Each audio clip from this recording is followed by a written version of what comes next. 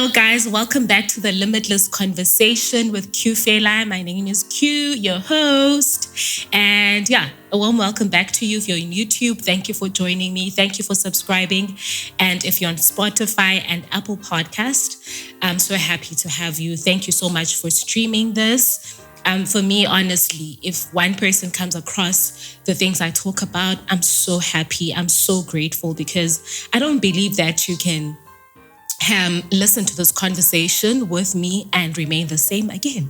Okay. So I've realized that I cannot do drag my intros, so I'm going to try and keep it short today. But yeah, please don't forget to leave me a comment. Remember, we're having a conversation, and subscribe if you're not already subscribed. Please follow the podcast and yeah, do the most. Do the most. I absolutely love you guys. So yeah, today I want us to talk about self-concept, specifically self-confidence versus self-worth. Okay.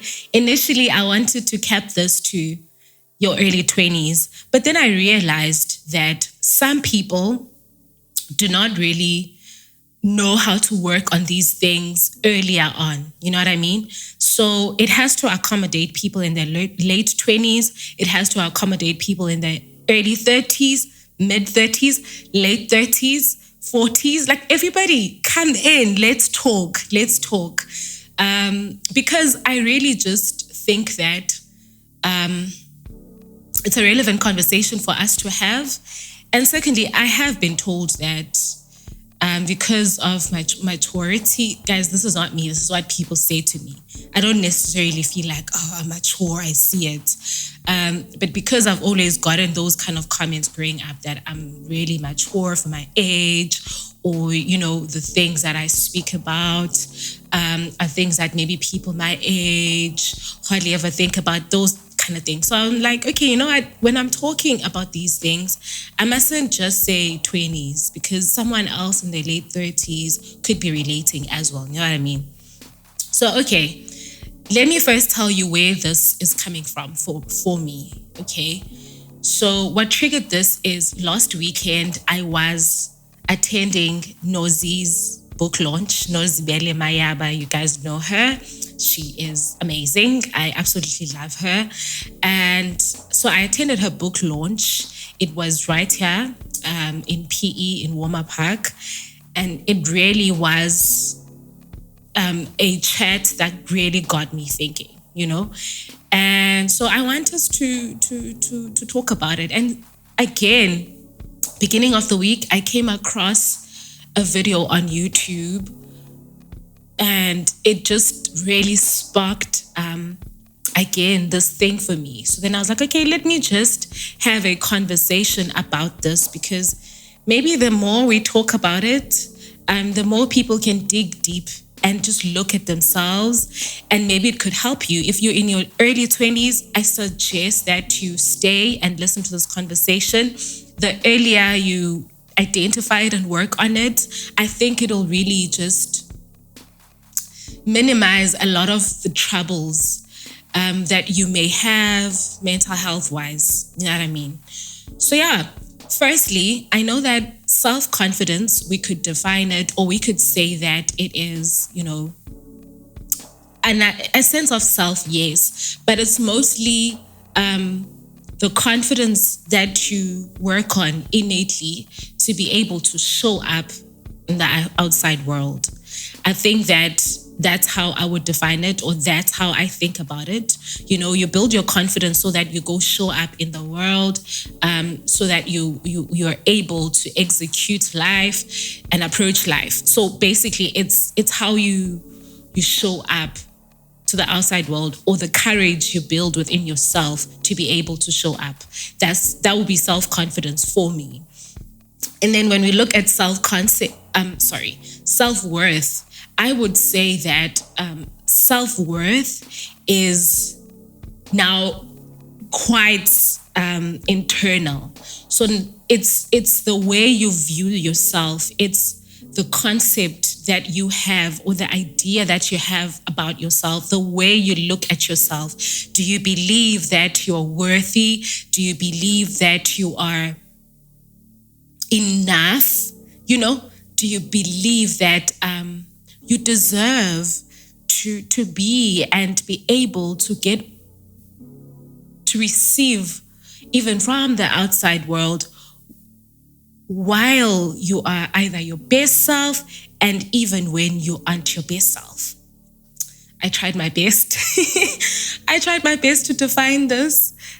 So yeah, I really hope you guys get it, because what I've realized is we work on self-confidence a lot because we want to show up in the world, we want to show up in society, we want people to see that we're also worthy, we deserve to be here.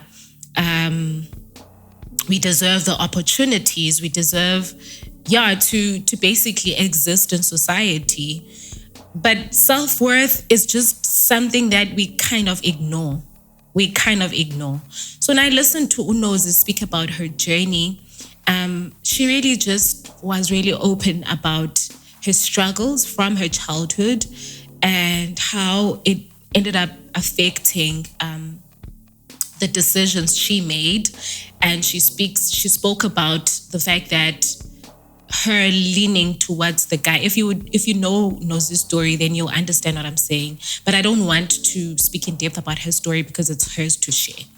But she had touched on, the guy that basically infected her with HIV and AIDS, and how she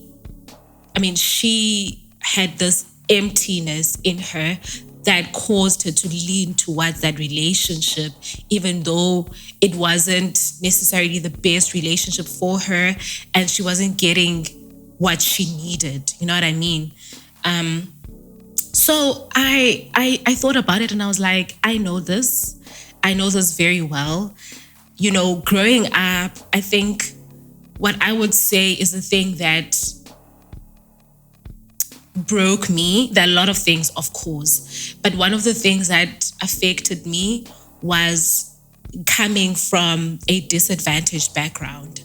And so I was really scared of showing up in the world. And I just, society has a way that they see and recognize different groups of people. All these systems that we have in our society are things that really a child can internalize very early on in their lives.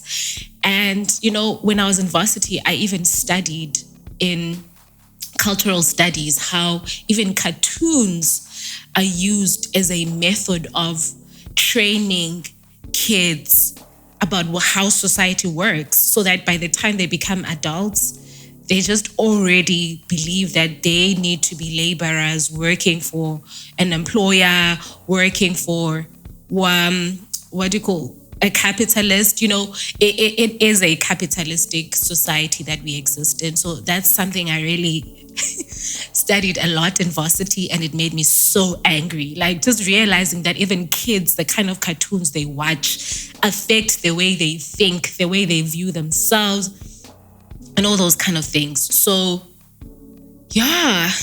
realizing that, okay, the things we can't afford at home, I don't look like other kids when it comes to this and the other. You know what I mean? So that would have been the main thing that I'll say broke me or made me, feel like I shouldn't really embrace who I am, feel like I'm worthy, and, understand that even while I don't have all the money in the world, I am a human being who really just is valid and deserves opportunities just like the other child who was grown up in a very advantaged home. You know what I mean? So with that being said, for me, that was the thing that really just broke me and challenged me and was a difficulty for me. And my self-worth was low growing up, acknowledging those things. And the more you realize certain hindrances, certain disadvantages about your own life, the lower your self-worth can go, right? And so I don't know, I'm not going to speak to parents and how they can validate their children and how they can affirm their children.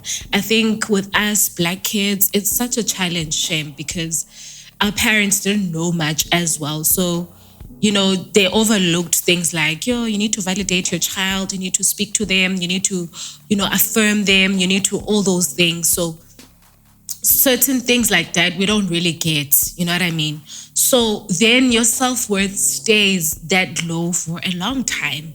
Then now you come into adulthood and you realize that, you just, now you're an adult who needs to go for opportunities, who needs to get things done, but also who needs to be okay with themselves every single day.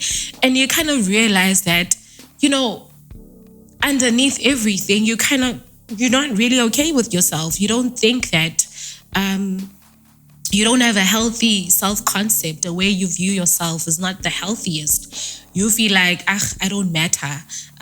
There's nothing major about me. You know what I mean? So if you're someone struggling with that, I want to tell you that it will affect a lot of things in your life. And if you don't deal with it, and we deal with it by, doing this thing that we call healing your inner child. I'm not a therapist, guys, but I want us to understand that healing your inner child is a real thing. And men too, men, please. You need to understand that you also do need to heal your inner child. Like, seriously, you do need to heal your inner child. So yeah, for me as well, I just felt like, I need to take from the outside world and I need to receive from the outside world for me to be a person, for me to be better than the way I view myself. So if I'm associated with so-and-so, so if I see myself this way, if I get these opportunities, if I'm seen by these people, then, oh my God, then I'm worthy, So then I depended on the outside world to validate my worth. You know what I mean? And so, I just realized after, being someone who is very introspective, I did sit down with myself and realize the struggles. I don't know when, maybe in my early to mid 20s. I'm in my mid 20s now, guys. I'm not that old, please. So early to mid 20s, I realized that, okay, I have this struggle. We mostly don't have words to the things that we go through and things that we notice. You know what I mean? So for me, what really brought it out was the kind of space that I exist in. So I was in corporate, and corporate really just, corporate killed my self-worth even more, guys. Corporate killed my self-worth a lot. Not getting opportunities, not being picked made me feel like I really am not valid. I mean, there's nothing much about me. Why would I get picked?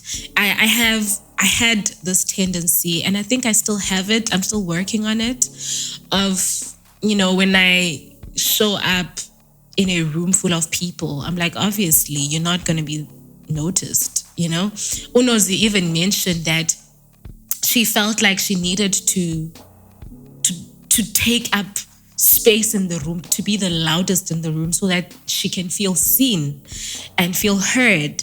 The opposite about me was that if I notice that I'm not being seen in a room, then I feel like shrinking even more. I didn't overcompensate, but I just under delivered or tried to make sure that nobody notices me, because anyway, nobody is already. So what's the use of trying to be noticed? So I just really have an inner struggle with corporate and the system there, because I really feel like it kills your self-confidence and your self-worth. I don't know how they can change that system, but for me, that was a huge struggle. So I want to say that healing your inner child takes recognizing the actual struggle, like recognizing that you have a low self-worth or self-concept, recognizing that you are someone who really just depends on outside validation for you to feel okay. You constantly need people to tell you that you're amazing, you're wonderful, all these things, but you don't really have a sense of worth that is strong about yourself. It's not innate. It doesn't come from it within, but it comes from the outside for you to be okay. You know what I mean? And yeah, I'll always talk about, guys, music as well, because for me, it was a thing. Because, you enter a space and you realize there'll always be someone better than you. There'll always be people who do it way better than you. There'll always be people who are more talented than you. Always be people who are more gifted than you. You know what I mean? So realizing that for me was a shocker.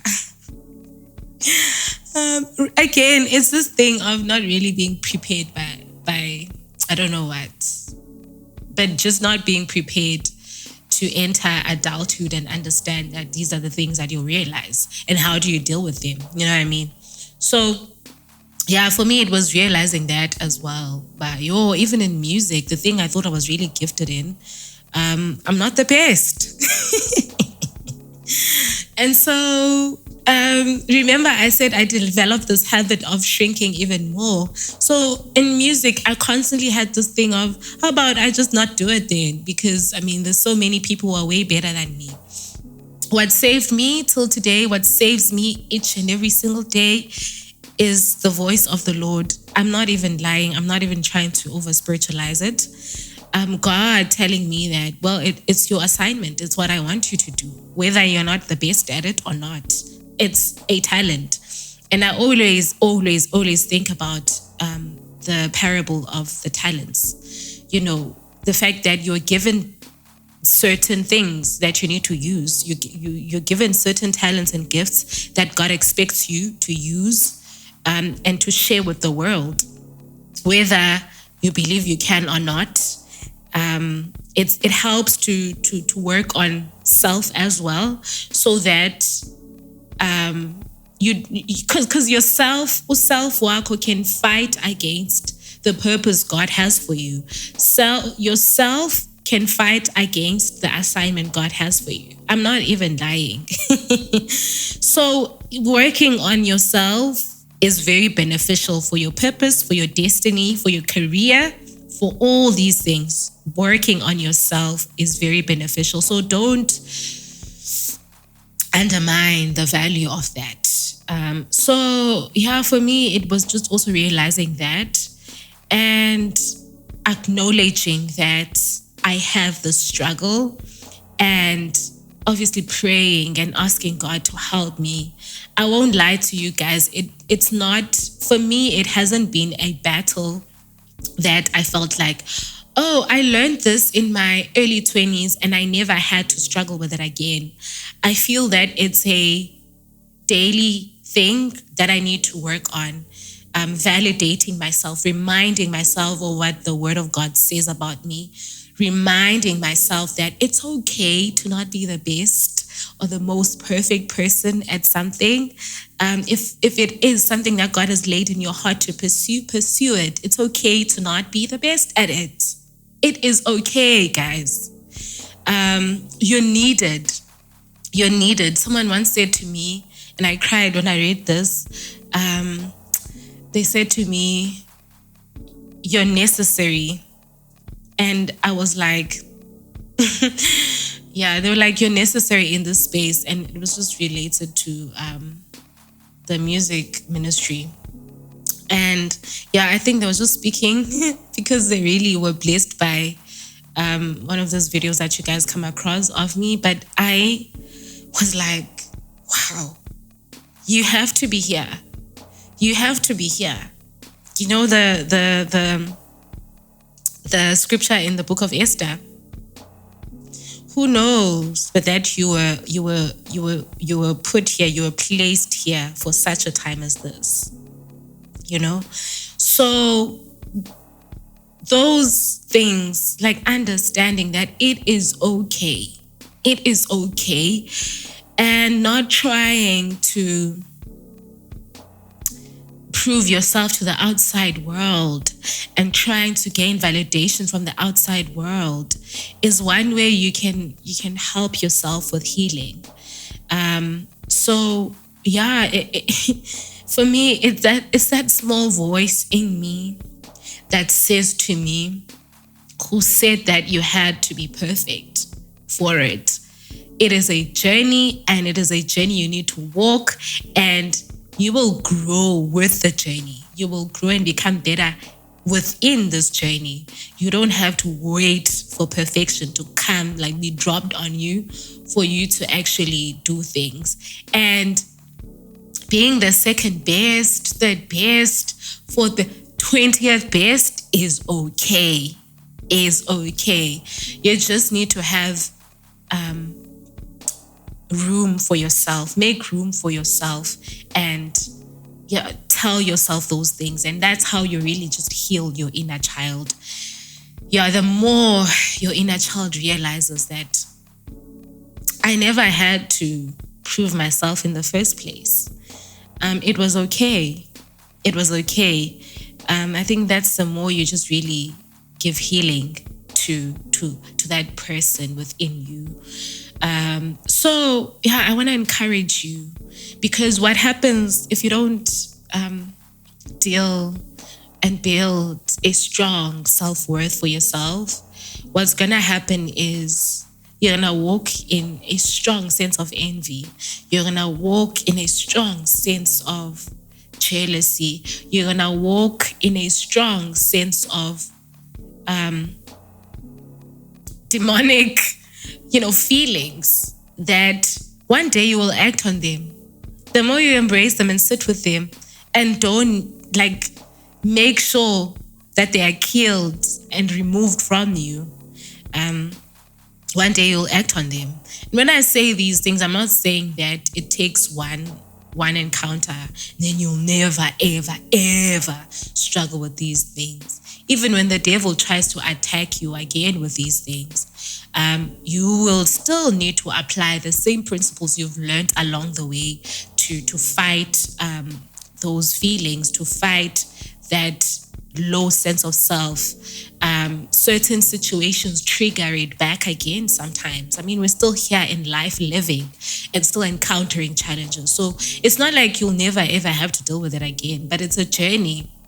It's a journey, and you learn with more experiences and more introspection.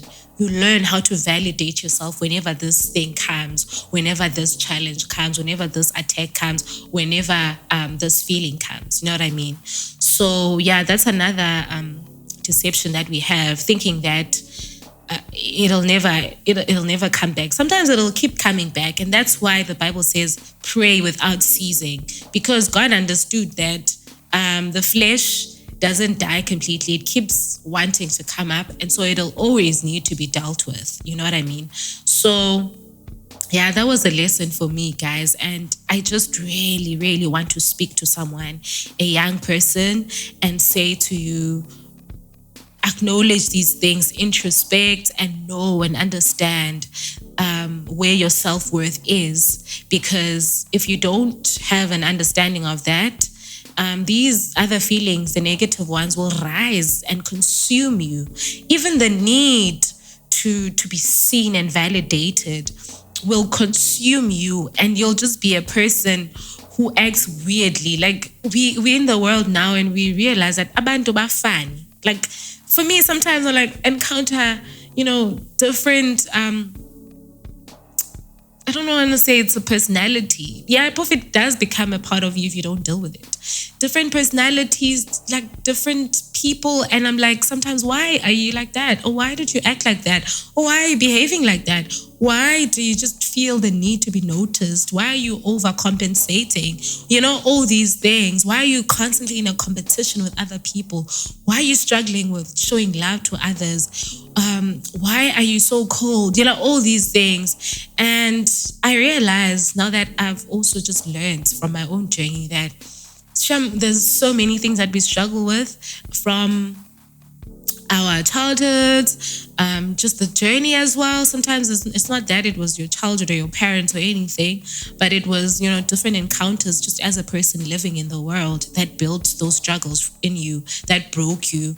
And it's a matter of people never really introspecting and admitting and acknowledging these struggles, and then be able to heal that person within you that is suffering, that person who lashes out, who acts out, who behaves inappropriately, not really dealing with those people, that person, not really dealing with that person. And so that's the reason why some people have these behaviors. And that's what I'm saying. But the danger is that it'll consume you the more you sit with it and not deal with it. So it is a prayer for me, from me to you, to deal with those things and pray, but also introspect a lot. Sit down with yourself. Have quiet time with yourself. Have quiet time with God. Have quiet time with yourself as well. And that's really going to help you. So guys, for us to be better people, we have to deal with the inside of us, the mess that is within us. And so many things are said, so many things are advised all over in our society, but the motivation to face your inner self is, I don't think it's talked about enough. And so I'm one of those people today who's like raising a mirror before you, and I'm saying, deal with this before it deals with you, please. So I'm gonna see you guys next time. I think that's it from me.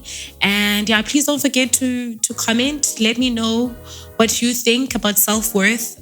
What would you advise Omnyo? How have you dealt with a low self-worth? And how have you healed your inner child? How are you doing it? In fact, because I'm gonna say have already, because healing is a journey. It can be a lifelong journey.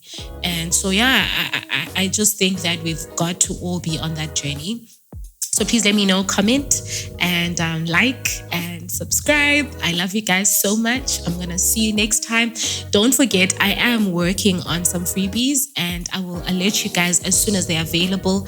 In a lot of things that we've spoken about, I have some freebie content that I'm working on so that you're able to navigate this and keep this with you so that you can keep going back to it. So I really hope that it helps you.